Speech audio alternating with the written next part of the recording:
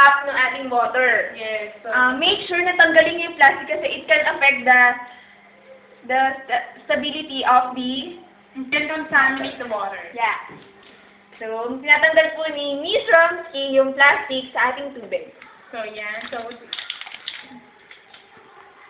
wait lang, may natira siya. May natira, so dapat tanggal lahat, okay? Kasi makakontaminate, magkakaroon ng mga microbes. You're right, Romsky. So, then, tatanggalin natin. So, ngayon, madaling tanggalin yung punta kasi usually mahirap. Okay. And then, This is the most, so, dito natin lalagay yung tubig. At tawag ito, dispenser. water dispenser. Nalilinis yung tubig dito para pag inom mo, talagang malinis yung tubig na inom mo. So, lalagay na namin. This is it.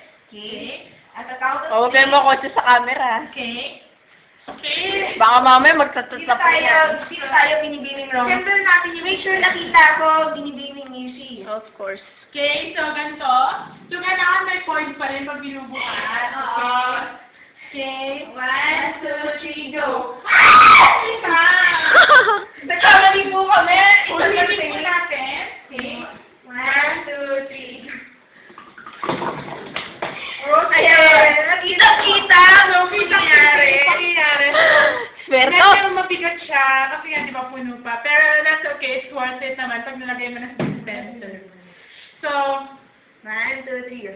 Ang water ng buhay namin. Ay! Okay.